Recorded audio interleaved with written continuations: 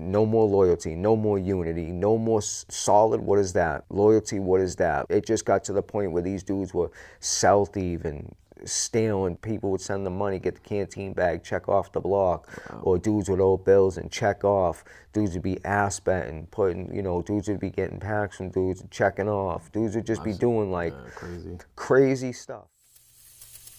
Ain't got a moment when they see you down, there's no love and all. Hey everybody, welcome to the Bounce Back Podcast. I'm your host, B. Luke. I got a very special guest with me today. Why don't you tell the people your name, where you're from, and why you decided to come up here today? So my name's known as Tiny. I'm from Dorchester, Mass. I came up here to just, you know, shed some light on the prison system, how everything is, and just if I can change, you can change as well. What part of Dorchester are you from? So I'm from Fields Corner. Okay. And, you know, in that neighborhood, you have a couple different areas. You know, you got like Geneva Ave, you know, you got Dorchester Ave. I was from the Dorchester Ave side, but I used to mess with them kids over there on Geneva Ave. And, you know, I got people from all over Boston. You know, I just used to mess with everybody. I wasn't just sectioned up, but then, you know, there was people that I didn't mess with, you know, issues, whatever the case may be. And then, you know, I started, as I got a little bit older, you know, I started traveling out to like Quincy, to the South Shore, and, you know, doing stupid knucklehead shit out there. But yeah, I'm from Fields Corner. Okay, tell me a little bit about, you know, the early life. I mean, I didn't really have much of a chance. You know, everybody says it. I think I definitely agree. I didn't really have much of a chance at a childhood. You know, I was more or less born into this life, meaning like, you know, my mother used to get high. My stepfather was never really like, you know, he wasn't the best role model. My father was never really around. My family was all getting high. And then, you know, after that, I started getting into, you know, stealing cars, doing knucklehead stuff. So at what age is this? 13, 14 years old, running around, drinking, smoking, stealing cars, just, you know, partying, doing different things with, you know, chicks. Were you one of the few white dudes in your neighborhood?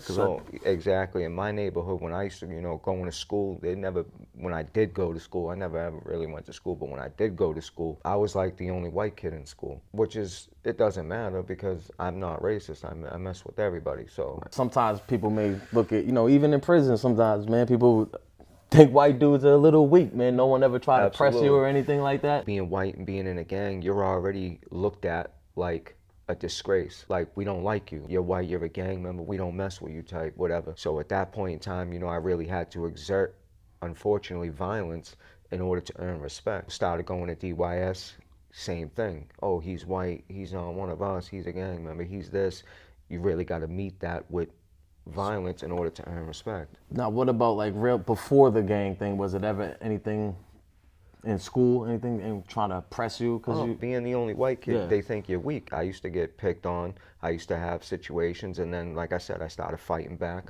I started having to earn respect, and then as time went on, you know, I earned my respect, but then at the same time, there's still people that don't like you. Yeah. Now, when you fight back, does that tend to lead to less people messing with you? I've always been good with my words, but at the same time, antisocial. So even though I, you know, part of the gang, whatever, not fighting all the time, whatever, I still, at that point, didn't really talk to a lot of people. Like, I never really wanted to be accepted by people. Like, I never really cared what anybody thought. Like, if you mess with me, you mess with me. If you don't, if you do, you don't. Like, that's always how I've been. Yeah. And when does the gang come into play? How does that happen? Was it some neighborhood jail? Yeah, right around in the neighborhood, like everybody was running around, everybody wanted to be a Crip because, you know, Snoop Dogg was around. You know, I was running around doing whatever, and then I met this kid, whatever not, he was a G. I ended up becoming a G. How old were you at this? 14. So 14. Okay. 14 years old. So by the time you make it to DYS, you would already had took on this? I had already took this on, so I wasn't one of those kids that got down in prison for protection. This was something that I did in the street. And then, you know, I went to DYS and then just was always on it, just always doing nonsense, always having to be into something, you know, politics. Yeah. What landed you into DYS? When I was younger, I ended up catching a case for robbing a store. When I was growing up, that era was big for, like, you know, people were robbing the Chinese food delivery people, were robbing the gas station attendants, you know, robbing the Chinese food stores, and me being a knucklehead just did some dumb stuff, robbed the store, whatever not. I ended up going away. I ended up getting 18 months as a juvenile, so I went away. I ended up doing 12 months on it, whatever. So what was that journey like? Where did they send? I was in Harvard Street for a while, and then I went to Rosendale for a while. What was Metro like? It was a constant battle for me. People always go and say that they've had good times, like, oh, I did a good, that time, that part of my life just wasn't a good time. Like I was just, I was going through a lot. Like I was always fighting. I was always doing something stupid. I just couldn't get it right. Yeah.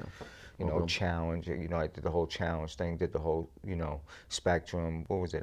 It's been so long. It's been like 20, MAU, Spectrum, yeah, all those Charlestown, units, Charlestown unit, all those units, like, it's been so long, but just at that time, it just wasn't like I was always fighting. I was always just doing stupid stuff. Yeah. And then I would get out, I would go back, my mother would call, I'd have to go back for a timeout, I'd have to do this, I'd have to do that. And then finally I aged out when I was 18. I caught a firearm charge when I was 17, back in 2003. So you catch that firearm charge at 17, and what happens? Do they bring you back to DYS? I end up catching that gun case. I end up getting a bail. I sit for 5 months. Within the 5 months, I aged out. I hit the bail. I end up posting a 25. It was 5,000, and then it went to 2,500. I end up posting. I end up getting right out on bail. While out on bail, I end up catching another case for being in a stolen car. Right.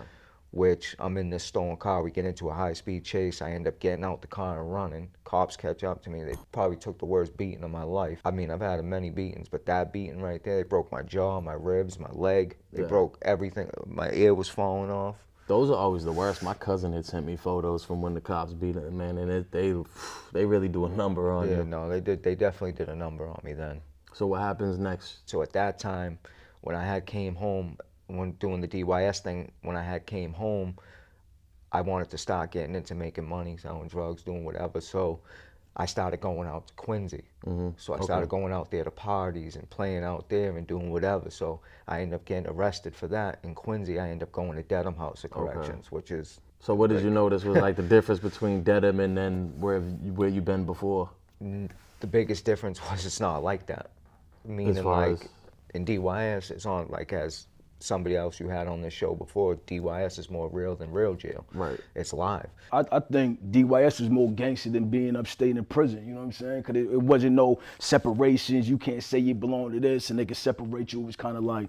Going from that to Dedham, there's no fights going on. There ain't nothing going on there. Like, yeah, every now and again you'll get into something, but 9 times out of 10 it's you yourself getting into it. But there's nothing going on there. Okay. So I spent some time there. I ended up getting out. I ended up catching another case. It just kept going on. So is it less of the gang thing over there No, too in nothing Dedham, or going on. just There's nothing going on there. Nothing okay. going on there. There's not even a story. Like, yeah, I've had some stories where I fought the move team there. Some issues where, I got into, like, I'd see somebody I didn't get along with. I get into a fight in the hallway or on the unit. But, like, as far as gang stuff going on, no, nothing like that. Okay, why don't you going on in that explain for the people that don't know what is fighting the move team and what's that like? For me, when I fight the move team, I fight them because of disrespect on their half. It's never an issue where I'm having a bad day and I'm like, oh, I'm going to fight the move team, or I'm drunk off homebrew, I'm going to fight the move team. It's always because I feel like I'm being disrespected by them. So now I'm on some like, oh, okay, you want to be disrespectful? Okay, we'll strap up. We're just going to get it cracking. And, they come to your cell 15 times. You got the door blocked. I'm ass naked in my cell with conditioner and oil on. So what's the initial move though? You just start flooding up, or you just cover the window and they come? So the initial move is like, you're getting into it with the CO, then, as it escalates, the CO comes to the door, they come to the door talking about cuff up. You're like, no, I'm not cuffing up. So then you cover the door, I start flooding out, I'm getting naked, I'm putting whatever on me. And then they come back, a sergeant, they're like, yo, you're gonna cuff up, you're gonna do this, you're gonna do that. No, I'm not cuffing up. Then they come back with a lieutenant, hey, you're gonna cuff up. No, I'm not cuffing up. Then they come back, hey, they give you like 5 chances in this jail. And I've been to places where they give you no chances. Like, get the move team, like Plymouth, get the move. Oh, you want the move team? Okay, we'll be back No in problem. 5 yeah, no problem. Be back in 5 minutes. Got you. This place just They were keeps really coming, not right. like goes back to that nothing really popping off there like that. They Right. probably really didn't want to, Yeah, but they didn't at that want- point you were committed. Right. They didn't want to, whatever. I forced it. I kept forcing it. They kept coming with chances. No, the door's still, whatever. They end up coming. They got this thing that, like, it's like a hose. They put it under the door, and they spray the mace into the room. So they're spraying the mace into the room. I got the thing over my face wet. I'm not immune to that. Some people can eat that, choking, whatever. Finally, they crack the door. They come, I'm on the wall, mind you. Like, I'm on, like, this is the door. I'm on the wall. They come running in. They're like, where is this kid? I end up hitting the third one back. Two of them ran in. I hit the third one back. He hits the wall, and then we get the squabble. And then they, long story short, I can't say that I beat up the move team, but I got my ass beat. Because the object of that is trying to make it out the cell. Like everybody's like, oh, I fought the move team, whatever. The object of fighting the move team is to make it out the cell. So I didn't make it out the cell. I got my ass beat. Gotcha. They got the shield on me. They end up carrying me down the stairs. They end up cuffing my hands behind my back and cuffing my feet and just carrying me. Man. And then what, they By the bury you in the hole? Bury you in the hole. That prison ships you out, so I end up getting shipped to I went to the hole and I end up getting shipped to Plymouth. So now in Plymouth, Plymouth has, at that time, was really on that, like the gang scene was really going on. Like, so there's G's, there's Bloods, there's Kings, there's whatever. Like, and at that time, it could be 1 minute everything could be okay, and then 2 minutes later it could be okay. Now it's G's versus Kings, G's versus Bloods, or it's, you know, or it could be peaceful. It was just an eye opener. It was a different. From going from that to that. It was just completely different. You got to be on your toes a lot more. You have to be on your toes more often. You have to really pay attention to who's who. You have to really keep your ears to the politics. You have to really watch who's doing what. Really just be on your A game. Keep your third eye open, because otherwise that'll be your ass. How long were you there for, and did anything end up happening with? I got into a bunch of things. I got into a few things where, you know, a few of me and my mans jumped some people. We end up getting into a big thing on C1 with the G's versus the Bloods thing. Big riot on with that. I end up going to the hole. Then in the hole, just doing dumb stuff, throwing my tray off the tier. Just stupid little stuff. Couple one-on-one fights in the unit. And then I ended up getting a year. I ended up getting out. I was out for a couple months. I think I was out for like 2 months. So I ended up getting a year. I ended up getting out. I was like, you know what, when I got out, I was like, I'm gonna try to switch it up and start getting money. I started making money. But once you, like I tell people, whenever you touch drugs, whenever you touch something like that, you bring an aura and everything that like you bring a karma to you when you touch it. So like, just because you think that you're doing good, just because you think you're making money, you're really destroying a lot of things that you really don't have any like bearing on in the moment that you're destroying, or maybe you do. And you just don't care. I started making money, I started doing whatever, I end up getting locked up, I end up catching a case. So how long is it until you get out and you're hustling? About 60 days. How does that happen? Because it's not like you're out there hustling for years and then eventually you get on the radar. For me, my biggest downfall in life is my anger. A very bad anger issue and anger problem. So for me, I'm always doing something stupid. What are you looking at? Like, you got an eye problem, or I get into a fight in a Wendy's park. That's what ended up happening. I ended up getting into a fight in a Wendy's parking lot with 4 other kids, me and my boy.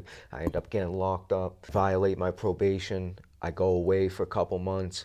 While I was away for a couple months, I was in Dedham. Really wasn't nothing going on. I didn't get into nothing. I end up getting out, and okay, so you got caught for your temper, right? It wasn't the hustling thing. No, At this it's point, not are the you like, hustling. I'm gonna go back to hustling? Yeah, I was making so- money. right. I just control my anger. That's the sick part about it, because it's really insanity.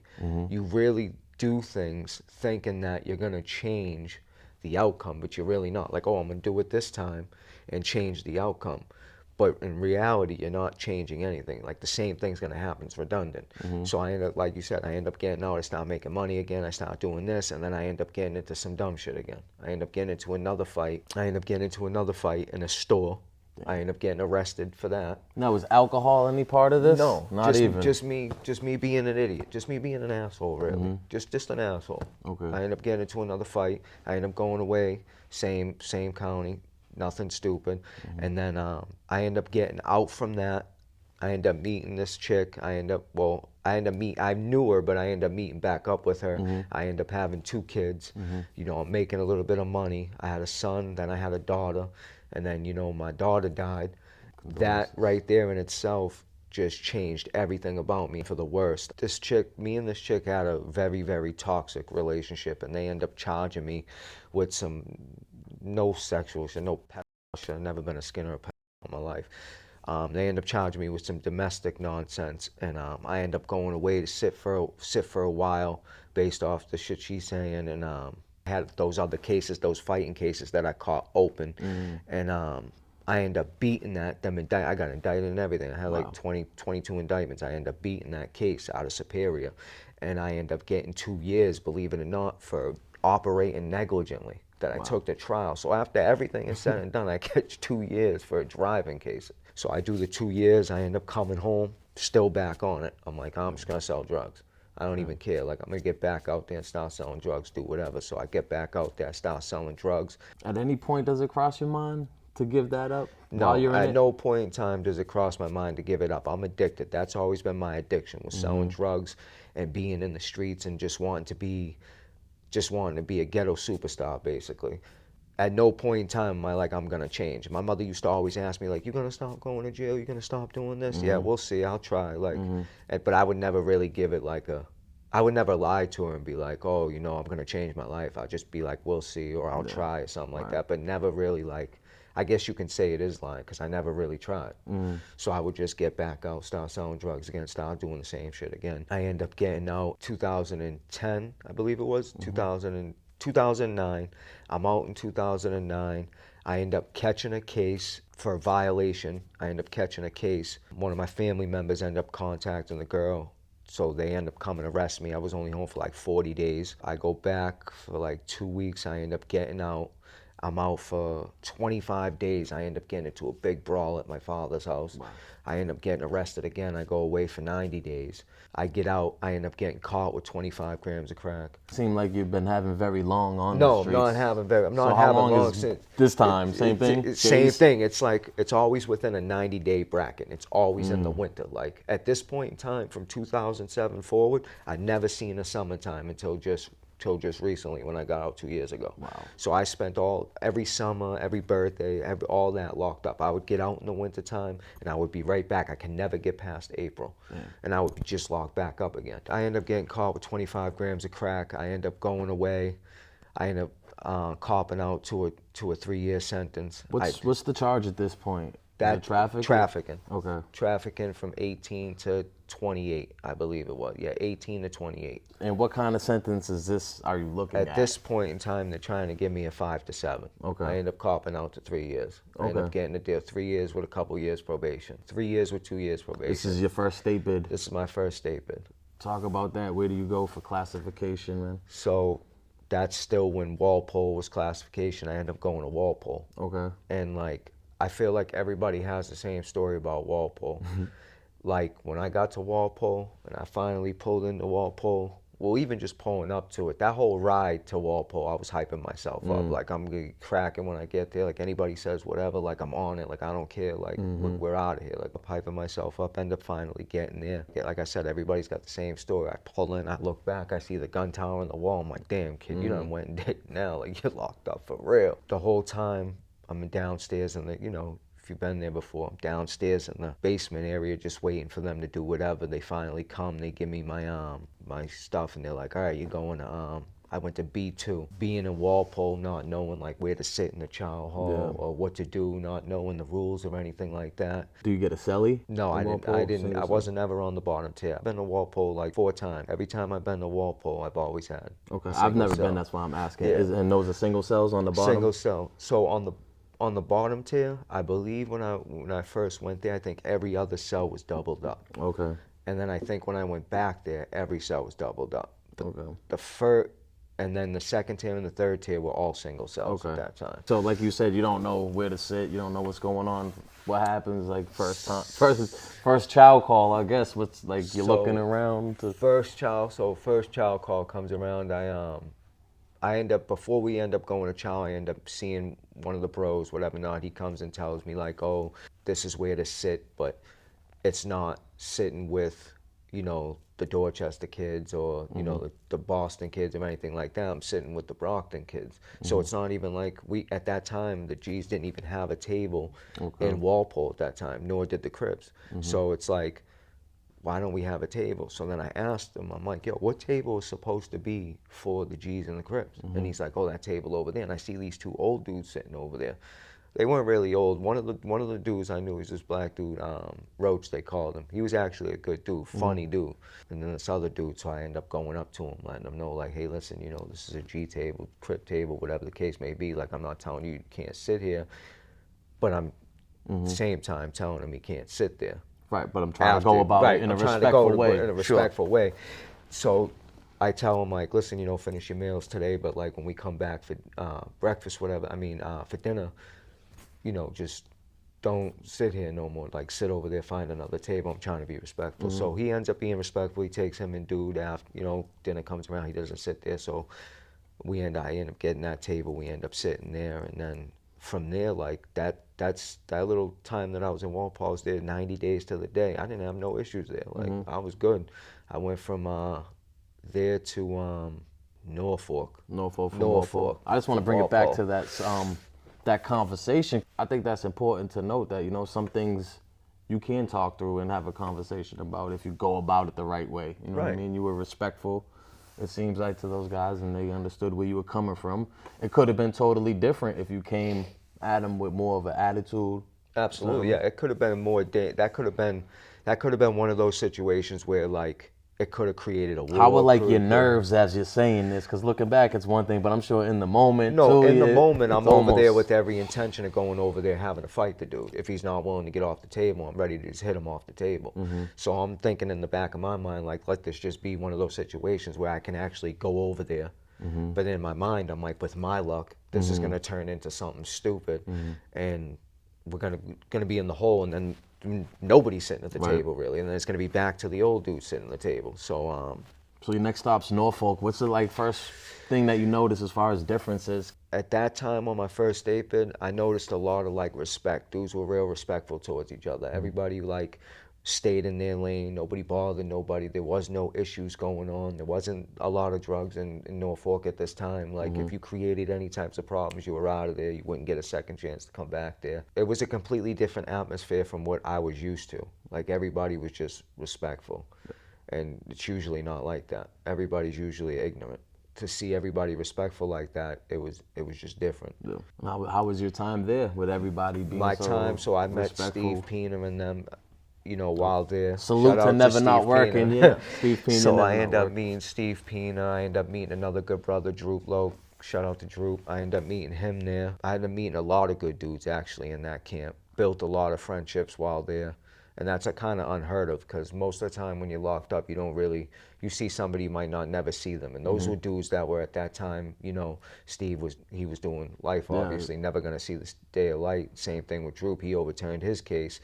I always stayed positive with them, like, it's gonna go good, like, you're gonna turn your case around, don't worry, like, you're gonna get out. But at the same time, I can only say so much. They've actually gone through the trials and tribulations, so it's hard to tell somebody that's been down and all this, this shit's been gunned down, that, you're actually gonna get out. Yeah, so it seems like almost like a mentorship kind of thing too. What kind of, like, jewels did they drop to you, man? If there was like one thing you took from them, or is it just the overall presence of them? Or Steve's always been the one to, like, he's always extended his hand to me. He's always been, a genuine dude. He would always be somebody I could go and talk to, somebody I could confide in, and not have him running around the prison telling everybody my situation or what I got going on. Like, me and him just had a different vibe. With Droop, Droop was the type of person that would, if I was doing something stupid, he would call me out on it. And, he guided me in terms of jewels, like, listen, like, this is not it, kid. Like, and even the jewels that he did drop on me, I still didn't get it at that time, because I went and did 2 more state bids after that. They tried to more or less tell me, like, this is not it, but I just wasn't hearing it. Okay. And do you finish your state bid in I Norfolk? end up overturning my case due to Annie Dukin. So I end up getting out from Norfolk, right from the court. I end up going to court one day. It was on the news that this Annie Dukin, I remember I was in my cell one day eating Ben & Jerry's in Norfolk. I'm sitting there eating whatever not. One of my bros came in the cell, and he's like, Tiny, there's this chick on TV, like, where'd you get arrested? Like, you got a drug case, don't you? I was like, yeah, why, what's up? He's like, there's this chick who messed up mad drugs, whatever the case may be, and then there's like 28 cases that she really touched. Maybe one of them could be yours. You might get out. So I'm like, yeah, all right, that ain't happening to me. Like, I ain't getting out. So I end up calling my attorney, and my attorney was already on it. He was like, yeah, you're one of the 28 cases that she actually touched the drugs. We're setting a court date. That happened at the end of September 2012, I believe, maybe it was. It was the end of 2012. That's exactly what it was, the end of 2012. He's like, yeah, we're gonna set a court date. Set it a court date for October. Not even like 2 weeks later, I was on the street after seeing that on TV. And how much more time were you supposed to have left? At that time, I gave him back a year. I Okay. gave him back a year and their probation. So I was actually a free man. It kind of happens quick. Like, Right. what's the plan when you get out? Do you even have one? So now I'm like, I get out. I'm like, yo, I just gave him back a conviction. Like that's a dub. That was a free bid. I'm getting back to it. So I get right back into it. I start making money again. I start doing my thing. And I was out for a couple months. Within that couple of months, arrested twice for driving without a license. What's your relationship with your children at that point? My son's gonna be 19 in March. And it's crazy because when my daughter passed away, my kid's mother's family took my son in, which is not a bad thing because I know he'd be okay. But at the same time, they took him, adopted him, changed his last name, and more or less gave my son back to the mother, basically. And like, I was like the bad guy. But how am I the bad guy when, one, I wasn't around when this happened. This is due to, you know, a situation, whatever. I don't want to get too much into it, but fine, bro. this don't have nothing to do with me. So like, how am I the bad guy? And you know, they changed his last name, they adopted him, they kept him from me. The kid's got no social media, nothing, can't find him nowhere. The only way I'd be able to actually pull up on my son is like if I actually went to the house. But then me and the kid's mother got this thing where like she'd probably call the cops. So it's like one of those things, I want to go see my son, but I'd get the cops called on me. So it's like, do I really want to go back to jail? So that was been my relationship. So I had my daughter passed away, and then they took my son. And so I never really had, it was one of those things where like, yeah, I got a son, but it's kind of like sad to say a lost cause thing. And that You did all you could. I did what I could. At the time. I reached out while in prison all the time. Like when I get out, I'd reach out and it'd be the same thing every time. The girl would always make it about me and her. And I'm like, this don't have nothing to do with me and you. Like, I just want to be a part of my son's life. You're making this more difficult than it needs to be. You're out from the state bid, you get right back into it. What eventually leads up to you going back? So I'm out.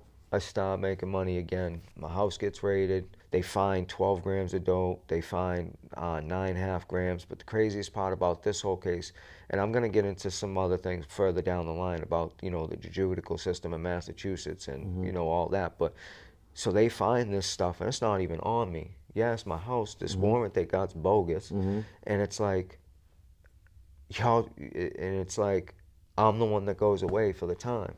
And how many people are living in this house? So just out of curiosity? at that time, it was just me and my girl at the time. God rest her soul, Brittany. Okay.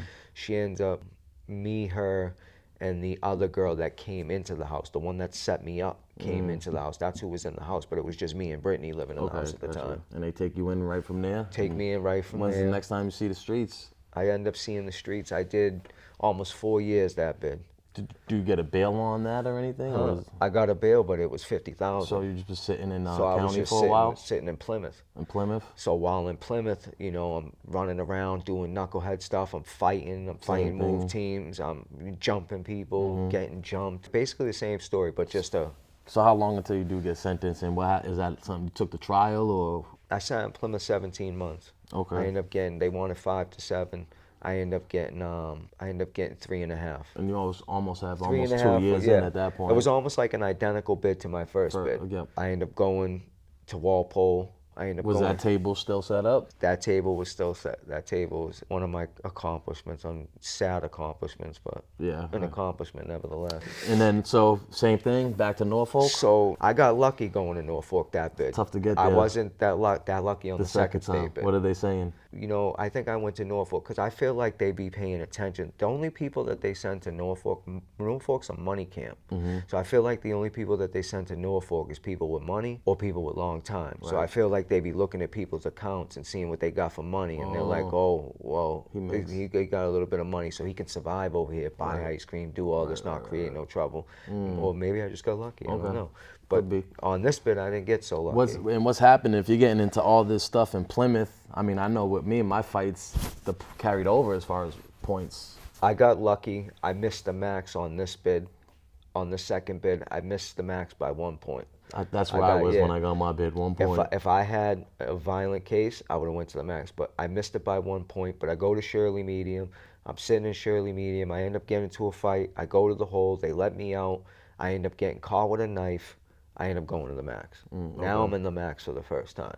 Okay. At that time, my little brother Michael, at the time, shout out my little brother Michael, he's already in the max, thinking it's going to be more worse than it really is. Now, I'm not taking anything from that place because that place is dangerous. I just think anywhere is always worse than our head, bro. But It's like I said to you in one of the comments, the scariest part about prison is the unknown. Not knowing what's going to happen to you by light, by day. You know, anything can happen.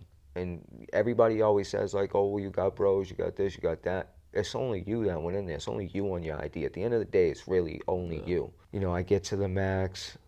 I'm there for like 40 days. I end up jumping this dude for, he was a stupid situation, but at the same time, not a stupid situation, needed to be done. That situation, and just at that time, I was starting to see how much the prison system was changing. From all my other bids, like everything was like, but now like I'm starting to see things change. I'm starting to see people act different. I'm starting to see how drugs are taking over people's lives. I'm starting to see like there's no loyalty, there's no unity. It's just not the same. Like that's when I feel like that was falling apart when I was with that bid is when everything just wasn't the same. Was there like a aha moment, a particular moment? Was this a gradual kind of conclusion you came to? I believe it was gradual.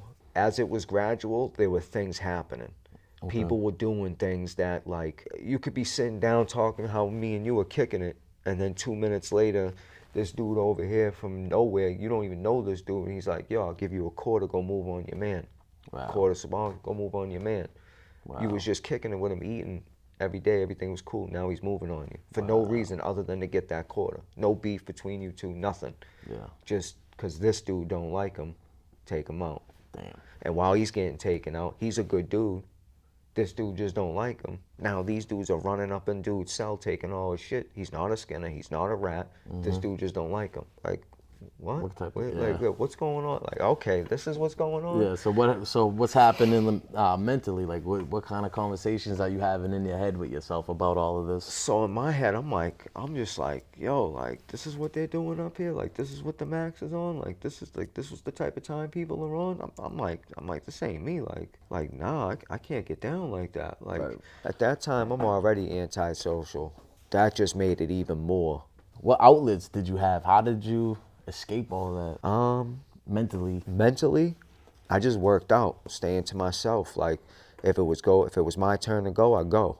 Other than that, like, I didn't really want to be bothered. I was just I was involved in various different things while in prison, making money, whatever. Not. Yeah, I would just be on my money thing and working out, keep like just boom. If somebody said hi and bye, or there was a meeting or something, or politics or something like that, okay, whatever. But outside of that, or somebody had to get moved on, or it was my turn, or something was going on with one of the other brothers. But other than that, like, I just completely was just on some, like, I'm gonna do this, y'all can do that, but that in my mind, but made it seem like I was still with all that. Right. But mentally, I'm like, nah. Like, almost 1 foot in, 1 foot out. Exactly. How did that end up working out? Did that become a problem? No. Or did you manage? No, I managed everything managed out. I end up, it's second state bid in a row. I end up getting lucky again. I end up having a case from 2010. One of those cases I told you that I end up catching. One of them was a weed case. Oh, okay. I end up getting caught with 1420s of haze. That weed went to the Amherst lab where Sonia Farrak was. And that's the case. It was a possession to distribute Class D substance. That charge they used to enhance me to get me the state bid that I was doing. My lawyer, she was like, oh, I don't think it's gonna work because it's weed. You don't really need a chemist, this, that, and the third, so I don't really see you getting this overturned. I'm like, yeah, well, I still wanna fight it. Time went on, I kept fighting, and finally, she came back. She's like, I don't know what type, because the judge in Quincy Court, how he did it is motions are based on 2 different prongs. He ended up denying one of the prongs and then denying another prong. I believe it goes something like, even though it's really drugs and you found out that the weed wasn't what it was, would you have still pled guilty in the end is one of the prongs. And of course, no, I wouldn't have pled guilty. Like if I knew that there was this chemist playing around with the drugs and doing all this other stuff, no, I wouldn't have pled out. I just got a case overturned for that. Why would I plead out again to something? And basically, why would I even take an enhancement? I would have never got indicted, whatever the case may be, had I not had that. The judge in district court ruled on one of the prongs in my favor, didn't rule on the other one, and because he did that, left room for it to go to the SJC. How he did it, I was able to get it into the SJC. And the SJC stated, instead of ruling on it, they sent it back to the judge like, we'll give you another chance to more or less rule on the other prong that you ruled off on, like that you denied. And he had no other choice but then to rectify it, and he accepted both of them. And then that case ended up getting opened and dismissed. I ended up getting a court date for the time that I was doing, and I got out. Wow. I ended up flipping the case from the time that I was doing. I ended up giving them back 6 months. I did 3 years, I gave them back 6 months. Did you have a plan coming out? Or? Nah, I don't got nothing. I end up getting out, I end up doing the same thing again. Right back like I never left. I just started doing the same thing again, you know, and Is it part of because you like now you kind of know the system? It's not nothing that's deterring you, like having to do the time, like the risk outweighs the reward. In my mind, at the time, in my mind, I'm so like, I feel like there's nothing that they can do to me. I feel like they done what they can do to me. So I'm like, I don't even care. Like, what are they gonna do? Are they gonna send me the max? Are they gonna send me a Walpole? You already did that. Like, who gives a fuck at this point? Like, go ahead, do whatever you want to do. I don't care. That's how I got out, and I end up getting out. I end up making money again. I end up acting like a retard again, and same thing. Didn't make the 90-day. This time I'm only home for 56 days. How does it feel this time? Now you're back in the cell, in the holding cell or whatever, man. This is where life takes a completely different turn for me. This is where, like, I get arrested for this case. You know, I'm in the holding tank, and I'm sitting there. You know, mind you, when the cops came, you know, they were allegedly saying that I had something, you know. Oh, you know, the girl told him that he went to the bathroom, he did whatever. And I'm sitting in the holding tank. I'm like, you know, I just want to off this. Like I don't even want to do this no more. Like, this is crazy. I was just out for 45 days. 56 days. I did all this time. Like, now we're going to go back again. I know it's about to be something. Right. And I'm like, no, this is crazy. So I end up, how do I say this? They said they saw me pick something up off the ground. They saw me vomiting next to the toilet. They said they see me pick something up off the floor. They said that when they came to the door, they asked Mr. Salmons what was he doing. They said that I said to get the fuck away from the door, and that then they end up rushing me. And they said they allegedly see me swallow something. Yeah, we end up all fighting. They end up beating me up. They end up putting a spit mask on me. They end up taking me to South Shore Hospital. They got this chick coming in there talking about use the bathroom in this bucket. The chick's coming back. She's trying to use scare tactics like, oh, you're not they're not gonna come get you to court. I'm like, lady, like, I'm well known. Like, they will be here in the morning. Like, we're going to court. Like, trust me, we're not gonna miss a court date over this. Like, I said, and furthermore, I'm highly coherent right now.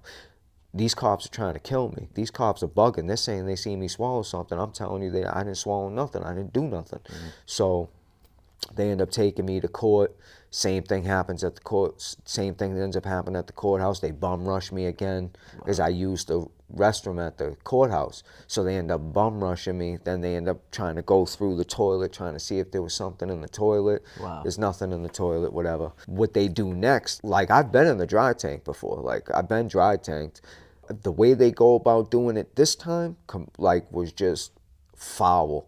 They end up getting me back to and I'm thinking I'm going to get shipped at this point to Plymouth. I'm thinking, like, you know, I just came from the max, whatever. They're not going to hold me in Dedham. They don't like holding problems in Dedham. So I'm thinking I'm going to get shipped to Plymouth or Nashville Street or something like that. That's not what happened. They end up keeping me there, but for the first 4 days that I got there, they put me in this dry tank, ass naked, for 4 days, shackled, waist chained, and cuffed. Never took my shackles off, never took my waist chains off, never took nothing off me. Didn't give me a turtle suit, didn't nothing, just left me there naked. for 4 days, and every time I would use the bathroom, they were coming in, you know, saying that they got a warrant for my, you know, for my feces. And I'm on the 4th day. It's been, I feel like I'm starting to go crazy. Yeah. Like I'm like, yo, y'all got me in here naked, shackled, waist chained, and cuffed for 4 days. Like, what's going on here? Right. Like, what are y'all doing to me? Like, this is illegal. Like, what's up? And they're like, no, we got a warrant. I'm like, all right, well, check it out. Like, I want to see this warrant. A warrant like, for your ass, bro? Right. Like, what the hell? Exactly. Like, I'm like, yo, and it's true, they did have a warrant, but they're saying that it's for 7 days. So I'm like, nah. I'm like, I want to see it. So explain like, that to me. I never even heard of that being a thing. They got a warrant for they got your, a warrant. your feces. Yeah, pretty they got a much? warrant for my feces based off what they showed the judge from the CC On camera, yeah. from the screen. Yeah, They said on the screen it shows me beside this toilet, and it shows when the cop came up to the door that I immediately grabbed whatever was on the floor, turned away, but it didn't show, like, the way I turned. Right. It didn't show whether or not I swallowed it, whether or not I flushed. Like, it didn't show exactly what happened. It just shows that I was between the toilet, grabbed something, and turned around. Okay. They don't know what happened after I turned around. And everything, and then the commotion started. So they don't know what happened. So they got the warrant. So they get the They're warrant. saying it's for 7 days. They're saying it's for 7 days. On the 4th day, I'm like, nah. I'm like, I'm gonna break this window with the cuff. Like, we got to get out of here. Like, you got to get the director of classification down here. Yeah, like, what are they feeding you? They feeding they're you giving all me, that and the shit? craziest part about, giving you, and the like, best part about that, laxatives? no, and the best part about that is they're like, oh, we want to take a picture of your stomach. I'm refusing. They're like, oh, take this laxative. I'm refusing. They're like, and they want me to, shit in this bucket, but they're feeding me boiled eggs and bananas, like the opposite to use the bathroom. So I'm like, right. So I'm like, I'm in my mind, I'm like, what's going on here? I'm like, yo, I want to see this warrant. I want the director of classification down here, director of operations. Like, I want whoever's in charge of this what's going on now. If there's a lieutenant that's in charge of this, like, whoever's in charge of me being in this dry tank, whoever sanctioned this shit, I want them down here right now.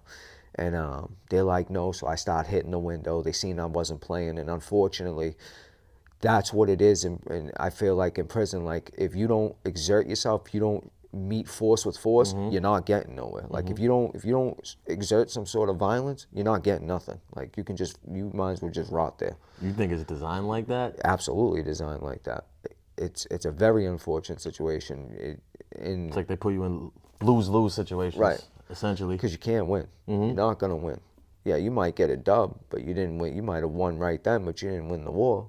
Yeah, It's a lose battle. Yeah, they end up coming down. They show me the warrant.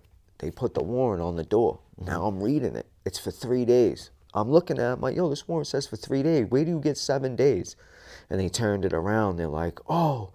They start all stuttering on each other, and then they pass it back to this one, and I'm like, yo, so hold on a second, you guys got me in here for 24 hours longer than I was supposed to be, and you got me ass naked in these shackled, waist chain, and cuffs like this? That's illegal. I wasn't even supposed to be in here shackled and chained like this. I said, y'all was supposed to give me a turtle suit and just put me in the cell just like that, no water, no nothing. Y'all left me in here shackled and cuffed like this. There's no need for that. There was no need. That was just some above and beyond shit. So I'm like, just because they didn't like me. So I'm like, nah, like what's up? Like, let me out of here now. Like, what are we doing? You shipping me out? Am I staying? Like, what's going on? Like, but let me out of this cell. Like, I want to take a shower. Like, I need to call my attorney. Like, I got shit going on. Like, 25 minutes goes by. I feel like nothing's happened. I start hitting the window again. The CO comes over, he's like, just relax, they're gonna let you out here. I'm like, I'm not, there's no more relaxing. Like, I'm not relaxing no more. So I start hitting the window like crazy again. And because I was hitting this is so messed up, man. Because I was hitting the window and acting a fool, but had I not done hitting this window and acting a fool, I would have never got out of this cell. But because I was doing that and making a disturbance and they didn't like it, they put me in the chair. So now I'm sitting in the chair for 4 hours, still ass naked. Just got kind of messed up. Explain for the people what the chair is. It's not like that sofa, right? Definitely not this sofa. So you're basically strapped down like this, and, they put you in it. They, every 45 minutes, depending on who, the guards are, they'll come and they'll exercise a limb if you're being good. And if the guard's just a punk or whoever's monitoring you at that time, they don't want to exercise a limb, you're just stuck. And at that time, I was just stuck. Damn. So stuck for 4 hours. They put me back in there. They shackle, they waist chain me. They put me back in the cell. Like 15 minutes goes by. They come. They're like, all right, you can come out. They're like, go use the phone, go take a shower. But I'm in medical at the time. So I'm like, all right. So I go, I take a shower. I come out. I call home. I end up finding out that a simple, stupid case that I caught just turned into a gun case. Wow. Just turned into a conspiracy to violate the drug laws. So now I think I'm arrested for something stupid. I think I'm going to be getting out. No, I just turned this into an ACC case. Wow. And you said you always had a problem with your temper, man. Is this something that got you angry? This is something that ends up making me smash the phone off the wall. I start bugging out. They end up coming and bundling me up, taking me to the hole, but I was going to the hole anyway. It's like, that's what I was just getting ready to say. Like, I was going to the hole anyway because I hit the door with the cuff. So they were putting me in the hole coming out of this thing prior anyway. But the best part about it is y'all would have left me there if I didn't hit this window. So because I hit this window to get my free, like, go from one cage to the next, you put me in the hole. All right, yeah, whatever, fuck you, I don't care. I sat in the hole for 13 days. I end up hitting the unit. Yeah. I just want to talk about that lose-lose situation they put you in because you're right, man. You try to go about it a certain way, and that gets you nowhere. We had an incident, bro, last time I was in. They gave us rice that was hard. It was like chewing rocks, and it was the day before canteen, and everyone's complaining about it. And I'm like, let me see if it's, because people like to complain. So I was like, nah, we ain't having this. I scooped it all up, put it in the cup, and brought it up to the desk. It was like, you eat that, man. Tell me if that's something that's edible, that's acceptable. He's like, what do you mean? I'm like, it's like chewing rocks.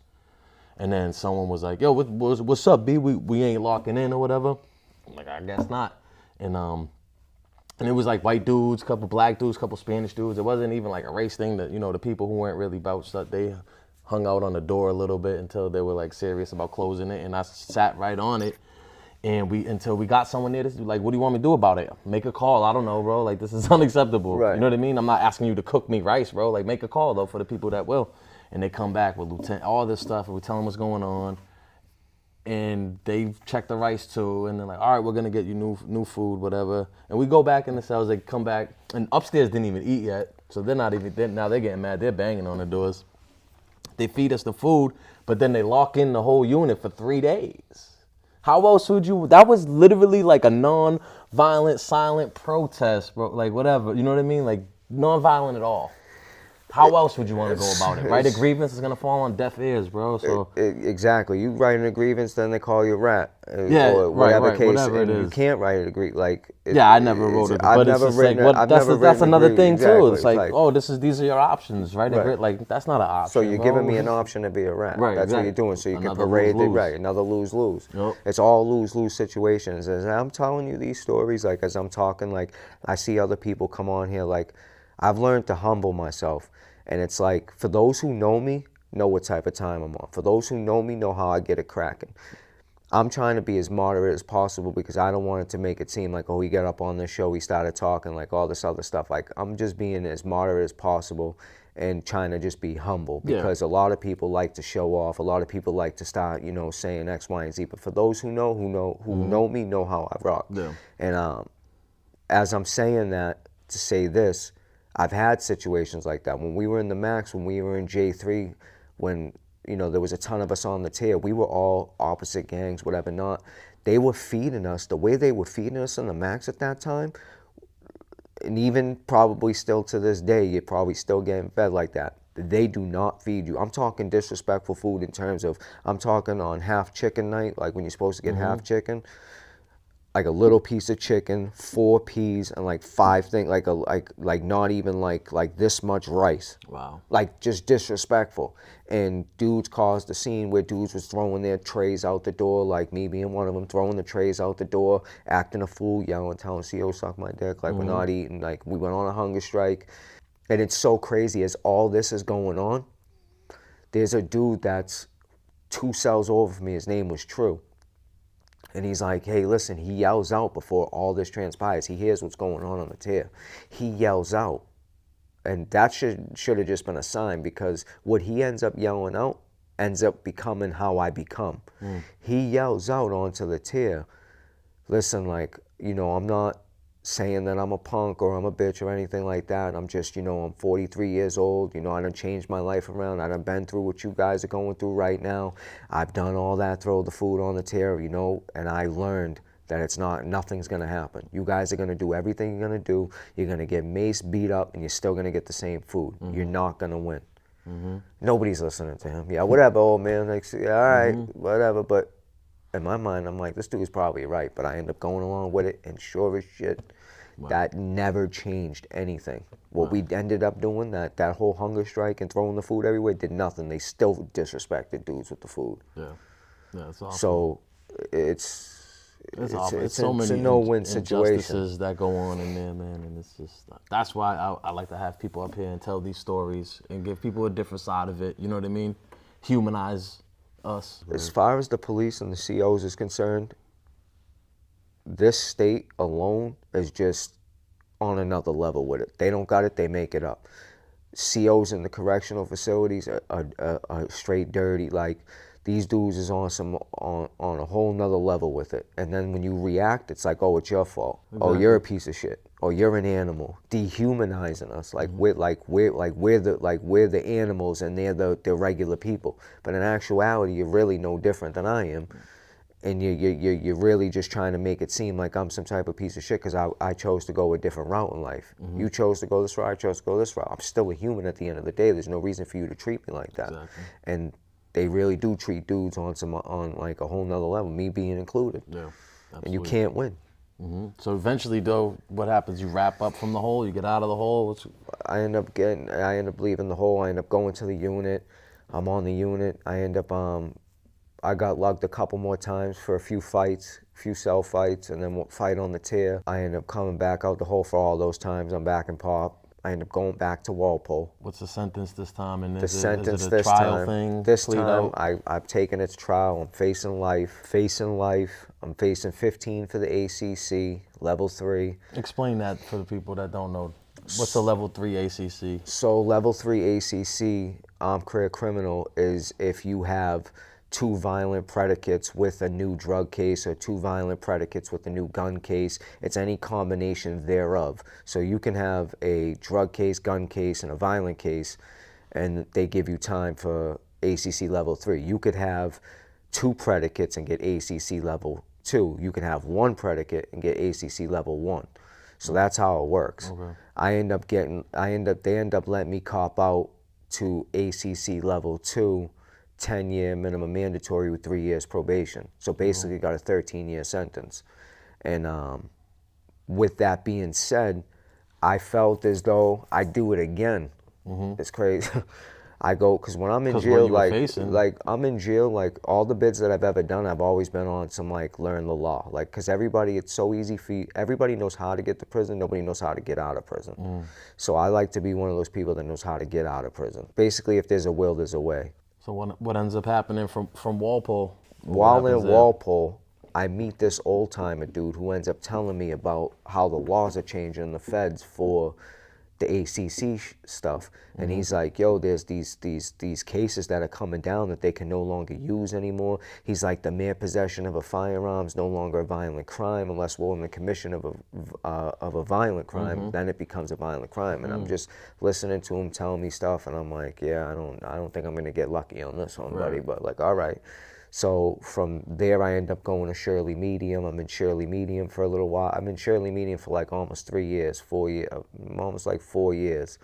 And I'm in Shirley Medium.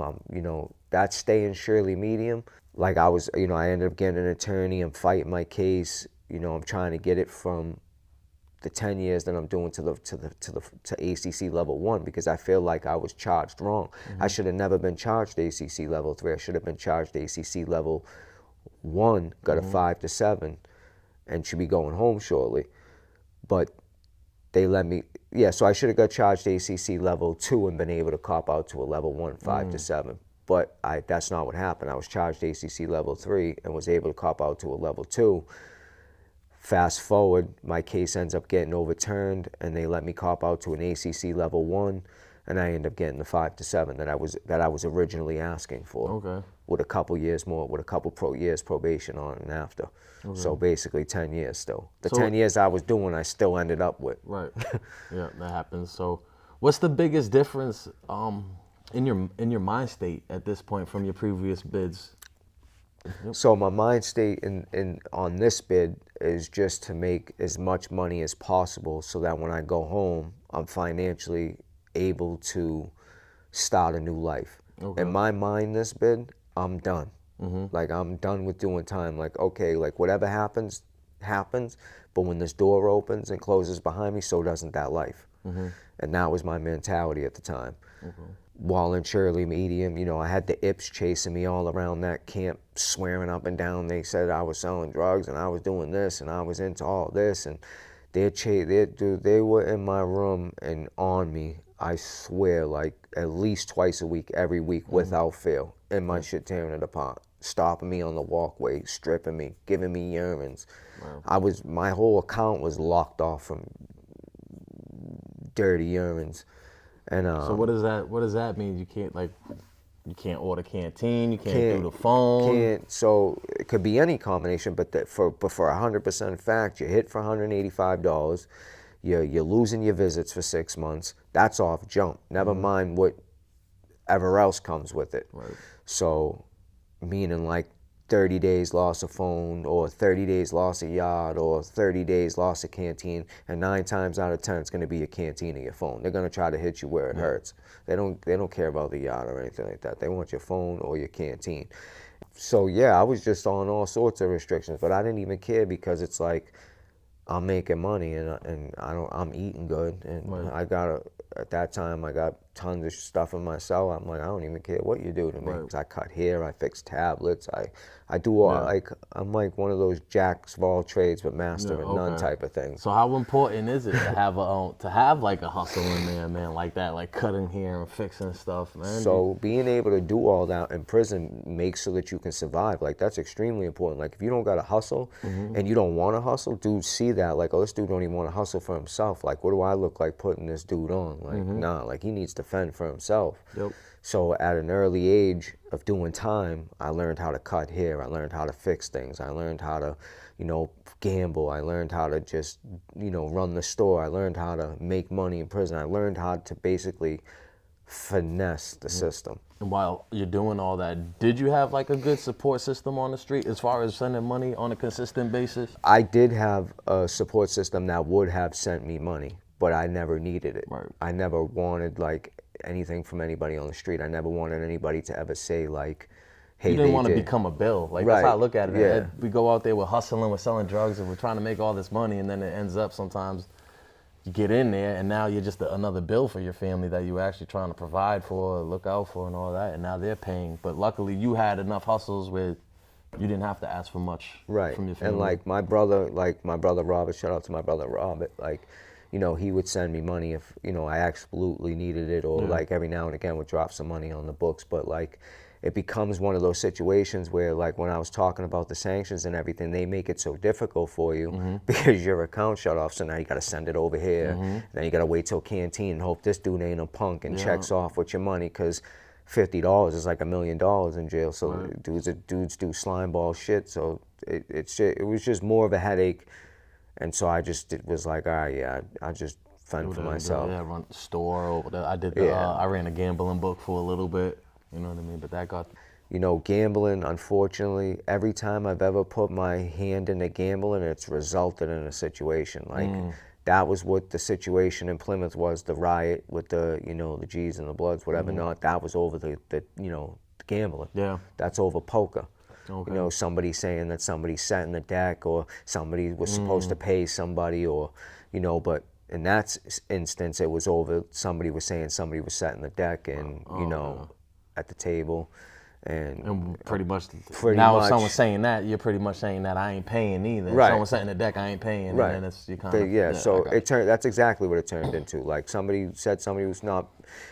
And that's the type of thing people will do. Like they'll ask bet, knowing that if I lose, I'm gonna just say that. You know what I mean? Right. That's the character Dirty shit. people you deal with sometimes in it's there, just bro. dirty shit, and then that ends up popping off. So everything that went from a fine poker table, everything was cool. Everybody was laughing, ha, drinking, having a good time. We just went from doing that. Now it's a riot. Now everybody's fighting, getting beat up. I'm getting hit. I'm hitting people. I'm getting hit, falling, hitting other people. They're falling. So you end up staying at Shirley Medium until you get out? So do you ever hit a minimum or anything like that? No, I stay at Shirley Medium. So this bit in Shirley Medium, this goes back to, as we were talking prior to this. I'm in Shirley Medium for like 3, almost 4 years. While there, COVID comes. We spoke prior to the prison system changing and how dudes are acting, and like everything I was seeing that bit in the max, and like how dirty dudes were getting, and now it's on a whole nother level. Like dudes are getting high, dudes are stealing from bros, dudes are just on like a whole nother one. Like dudes are doing fiend shit now. Like everybody. Is this everywhere, or just like the white dudes, or this is everywhere. Almost? This is like nobody can say that this didn't affect. Like I don't care. Like you can comment on whatever, say whatever you want. Like I said, everybody knows who I am, what I'm on, like what type of time. Like I don't care who you are, where you come from, what you bang, whatever. You can never say that this did not affect your set or your area, your people in some sort of way. It affected everybody. At least at that time. At least at that time, it affected somebody from everybody, somebody from everywhere. It was affecting, and it got to the point where dudes were just no more loyalty, no more unity, no solid. What is that? Like loyalty. What is that? Like. It just got to the point where these dudes were cell-thieving. Dudes were just stealing, pulling scumbag moves, getting people would send them money, get the canteen bag, check off the block. Wow. Or dudes would owe bills and check off. Dudes would be ass betting, dudes would be getting packs from dudes and checking off. Dudes would just be doing like crazy stuff. What ends up happening with me, for a while I was doing good. I had a good run. COVID ends up coming. I'm down in F2, which is like the 2 trouble blocks in Shirley Medium, F1, F2. I'm down there. I'm the only G at the time. I'm surrounded by a bunch of dudes, bunch of dudes from another town. They're G's, but they're not the same as me. And I'm like the only one. And these dudes who were doing whatever they were doing when the camp was open can no longer maneuver anymore. They can no longer get money because now the camp shut down. And I end up finessing something where I can make money while the camp shut down. With that being said, I'm blessing these dudes, supposed to be my brothers. I'm blessing these dudes. I'm giving dudes stuff. These dudes are just, smoking it all up, sniffing it all up, doing whatever they're doing. Then they're coming back like, yo, can I get some, like, bro, like, you were just supposed to make a couple grand off that. Like, what happened? Like, wow. like what's going on here? Like, well, I'm not your bank. Like, like, I'm not giving out free loans. Like, what do you think? Like, I gave y'all shit to, the point is for everybody to have something so that we can all be together unified and we all eat together. The point is not for you to take the shit and go get high with it. So dudes keep doing that, and then finally it comes to a point where I'm like, yo, you know what? You guys ain't getting nothing no more. Like, no more for none of y'all. Like, I don't care. I don't care how much you ask. Like, I don't care what you say. I don't care what you do. Like, we can do whatever. You're not getting nothing. And so I end up shutting dudes off, and dudes felt some type of way. They end up paying some crash dummy to try to move on me. He ends up getting beat up. I wouldn't even so much as say beat up, because you know what? I say that, and I want to run it back and just say that was the most stupidest thing ever, because had these dudes just did what they were supposed to do, that could have been avoided. I really feel like they set that kid up, and what they did and how they went about doing it was based off a lie. Y'all went and did something, but you guys set this kid up and it was based off a lie. It wasn't even what it was supposed to be. Now I'm in the hole for something stupid. I end up getting lucky. I end up going back to Norfolk, where I was with Steve. Again, shout out to Steve. So I end up going back to Norfolk. Yeah, when I ended up making it, when I spent that time in the hole for that, that's when I was really literally done. At that point in time, I've done numerous bids in the hole. I've been in the hole for, You know, I've been in the hole for 9 months. I've been in the hole for a year. I've done stints in the hole. So doing all that whole time, what's something you learned about yourself, man? You must do a lot of self-reflecting in there. If you're not mentally strong, you're gonna break. You're gonna break, bro. You're gonna turn crazy. You're gonna stop being one of them dudes that you always, you know, 9 times out of 10 making fun of. Like, this is weirdo. He's all chefed up. He's crazy. He's done spent so much time in the hole. But like, if you're not mentally strong, you're not, you know, you're not headstrong. You're just not. You're not gonna come out the same. What is it about? So it's not having no human contact. It's not, you know, the only noises that you're hearing is doors opening, doors closing, people yelling off the tier. Like that right there in itself that breaks people. Yeah. But you get to Norfolk, man. So what's that like? Is that like a big weight off the shoulder, kind of knowing? So how I end things up getting are no, over not even, because now when they let me out the hole, I'm still on some, like, these dudes went and did some other craziness. I'm mad I'm in Norfolk because I had right, because I had it made where I was. So I'm mad. I'm like, yo, this is crazy. So I have every intention on going to Norfolk, thinking that these dudes did whatever. I got every intention on going over there and getting it cracking. Like, I'm still in that mode. Like, nah, these dudes did some funny shit. Like, we're gonna go over there and get it cracking. So I end up getting over there. I end up bumping into their people's big people, whatever, and I end up seeing them like, yo, what's up with, oh, that's wrong, these dudes did some scumbag shit, that ain't even right, like, that should have never happened, we're so sorry, like, so then it was like a weight off my shoulder, because now dudes are like, you know what, this is a good dude, that should have never happened, like, that's messed up, like, eating at you, probably. Right, it was eating at me and eating at my, like, my pride. I felt like my pride, like, and everything I stand for as a man, like, y'all just try to tarnish that. For those who don't know, if have never been to prison and, like, don't know anything about this, it gets even better, because it's like, now that I'm in the hole for this, instead of allowing me to come back out to the camp, these dudes pay somebody to put me on their card. So now, to any me, put me on, like a stay away. So now I can't come back out in the camp. Wow. So you guys just pulled a stunt.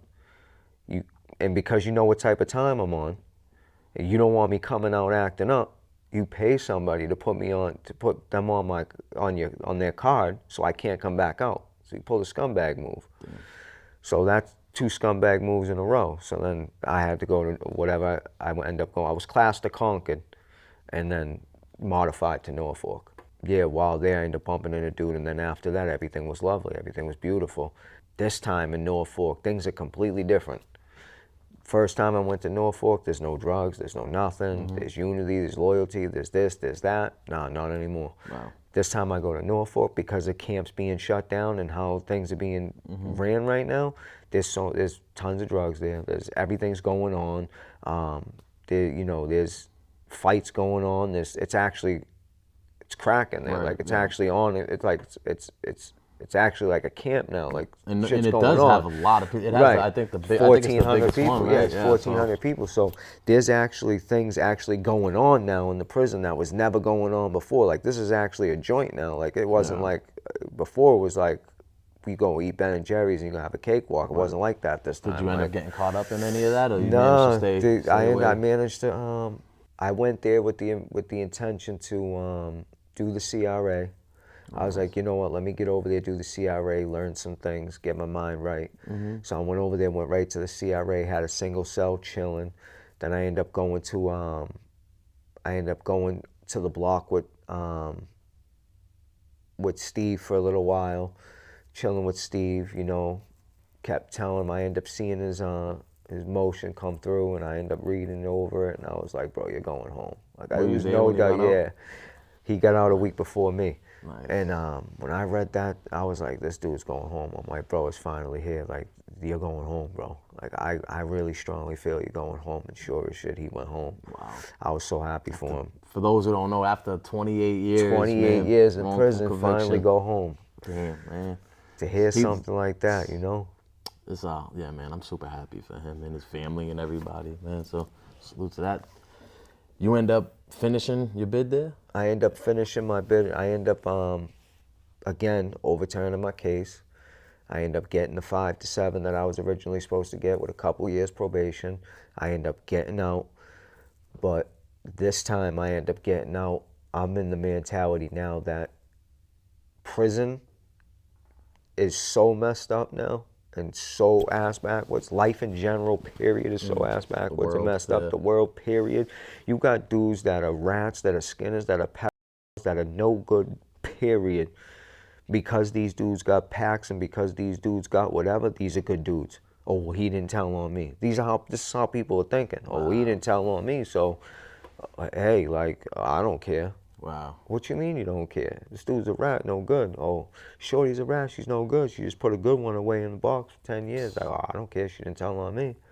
Like, where'd they do that at? Man, this is a That's lot how of, it is, and that right there is what turned me off of the streets. That's what made me want to turn my life around. That's what made me want to get out the streets. That's what made me really be like, this isn't attractive anymore. Like, I gotta turn my life around. Like, I gotta do something. And even still, like, when I first came home, I was dwelling, because that's my main addiction is, you know, running around in the streets and making money and wanting power and fighting and doing everything else. And I still wanted to, but something just told me, like, Timothy, you can't, like this is not for you no more. Like, you get in trouble again, you're going away, you're never gonna see the day of light, and then you're gonna be amongst these same people that you despise even more. Like, now you gotta get it together. So shout out to my brother Robert, who ends up, you know, telling me, like, you know, you can always sell drugs, you can always do whatever, but like, why don't you go down to Florida and try something different, because you this seat up here will always be here. Right. Why don't you go do something different with your life?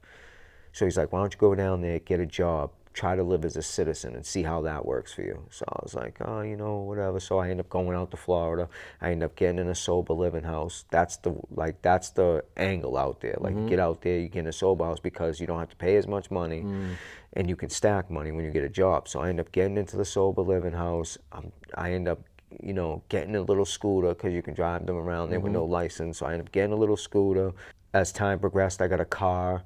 I end up getting an apartment, my own apartment, and as I got my own apartment, I end up meeting this you know, this woman, who, you know, I love this woman to death, but unfortunately, and I'm not saying unfortunately like unfortunately for her, I'm saying unfortunately like I'm so scarred and been through so many different things that, you know, when you finally meet somebody good, you don't know how to treat them, and it's sad. Yeah, it's not her fault. It's my fault. She's a good woman. I'm just I feel like emotionally a lot of us messed up. Never seen, like, you know, a healthy, loving relationship. Sometimes Right. how am I supposed to? I don't have nothing to go off of to imitate to be that loving person that I could be, and it's a struggle for sure, bro. No, it definitely is, and you know, at times I tell her all the time I love her, but you know, it's like you said, it's a struggle. It's just, you know, so I end up meeting her, whatever. We end up moving in together. I end up getting another job. I'm working 2 jobs, and you know, fast forward to today, I'm still doing that. Yeah. You know, I'm trying to open up a business. I'm trying to buy a house. You know, so I got all that in the making, and yeah, that's where I'm at. That's what's up. I'm proud of you, man. So I went through that whole journey to end up. So now turning it all the way around. Now that you got 2 jobs, you are hustling. It's a legal hustle now, man. Do you have any intrusive thoughts or any feelings sometimes that you want to go back to the game, or are you over it, man? So, as I tell wifey all the time, I feel like the devil is so loud in my ear, he'll never go away. Like, he's screaming. Like, I can hear the streets calling. But you recognize it for what it is, though. I hear That's them, important, bro. I hear them screaming. And if you don't hear them screaming, you have a problem. That's the problem. When you don't hear them screaming, you're not able to acknowledge the problem, you can't rectify it. Yeah. Because if you can't acknowledge something, then like I said, there's no way to rectify it. So with that being said, I hear it and I rectify it. Like, no, we're not. That's it. I don't care if you're screaming. Like, I don't care about any of that, because none of that life outweighs freedom. And somebody said to me, a few different things, somebody said to me while going away on this bid was basically, you know, the homeless dude out on the street's doing better than you, right? I'm like, what are you talking about? He's like, yeah, the dude's on the street corner, he don't got nothing or a pot to piss in or a window to throw it out of, but he's still doing better than you. I'm like, yeah, all right. No, bet, he's got freedom, you don't. And I'm like, what thought about that. I was like, you know what, you're right. And then somebody else told me, like, got to know when to throw the shovel out. Can only dig so deep. So I can't see myself ever going back to that life as much as I want to, as much as they're calling, as much as I've been a criminal my whole entire life. I can't see myself. Like, I just can't see myself in a cell again. I can't, I can't. And how long, to tell the people how long you've been out? You made it past the 90 days this time, I've been home 2 years now. That's unheard of. Yeah, congrats, I've bro. done the same day arrest. I've got out and got arrested the same day. I did that from court once. The court officer he remembered, years later when I was going upstate, he remembered that. He's like, still to this day, I've never seen. And I made it back I was court, so I made it back in front of the judge before the day was, so. Nah, I didn't do I went that. because it was Cambridge, so Nah, I went right up the street to the police office station, they booked me and brought me back the same day. Nah, I got posted bail early in the morning one day, at like 11:45 as I was walking out the door, this punk cop was like, yeah, you'll be back. I'm like, yeah, whatever, suck my dick, excuse my language. I was like, yeah, whatever, like, whoops. Boom, I end up leaving, and 10:30 at night, I'm like, yo, let's go get some liquor. Damn. I walk out the door, surrounded. They're like, freeze, don't move. I'm like, yo, what I do? I'm out on bail, like, chill. I don't got no warrants or nothing. They're like, nah, you violated, you're going back. I end up going back. I was back in the jail the next day. How's it feel to not have to deal with any of that? You know, not having to look over your shoulder, having open cases, while hustling and all of that, man? I say looking over your shoulder never goes away. Okay. I still, to this day, look over my shoulder no matter what. People Why say I'm do you think paranoid. that is? Is it like a PTSD thing, a prison thing, or just? I just think it's based off everything I've seen and everything I've done, and I don't feel exempt from anything I've seen or done. That could be me. What's the biggest adjustment? Biggest adjustment is that voice in my ear screaming at me. Having to adjust with that and having to coexist with that voice is the biggest adjustment.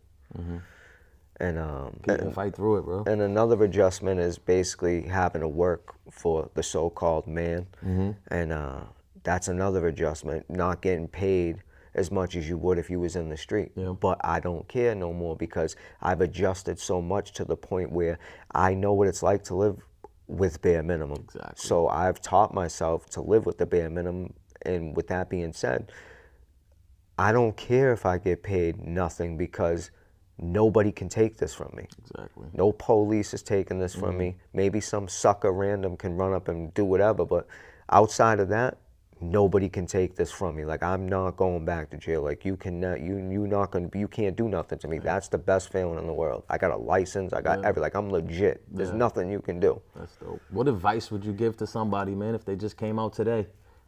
Best advice I could probably give somebody is don't give up.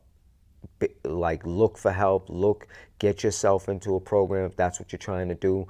If they, like, you know, utilize all the tools given to you, utilize change, because it is possible. If I can do it, you can do it. That would be the best advice I could give everybody, because I never was, like I said, everybody that knows me knows, like, this kid, wow, this kid changed his life around. Like, if this kid can do it, we can do it. I was never the type of person to be on some change. Like, change was non-existent for me.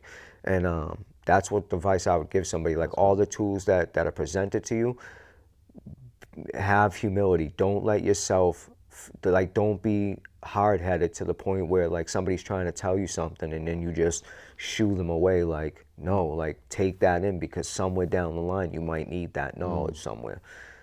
And like I said, again, any tools presented to you, any opportunities, seize them all. Like, whether they go somewhere or they don't, take it.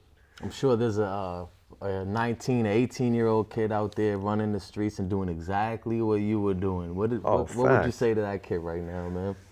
If I seen that kid, probably nothing you could say to him, honestly, because he's probably. Let's say he's sitting in the DYS then, thinking, he say maybe got a little DYS like that, sentence. You could speak in front of the DYS kids. If I could speak, like I said, I'd probably say the same things I just said. I would basically let the kids know, like, you know, basically it's whoever's got the better finesse. You know, you got all these older dudes that are in these kids' ears that are telling them that the streets are cool, that, you know, run around, sell drugs, do this, shoot people, do X, Y, and Z. Like, this is cool, this is not cool. Because nobody's ever telling you what you're gonna lose. Nobody's ever telling you what you're gonna go through. Nobody's ever telling you what that looks like in full. Nobody's giving you a bust down of like, yo, I lost my daughter, I lost my mother, like, you know, I almost died, or, you know, I got beat up, I got jumped, or because everybody wants to be the man, everybody wants to be a tough guy, everybody wants to be the toughest of the toughest, and nobody ever wants to give you the breakdown of what you know, what you're really gonna go through.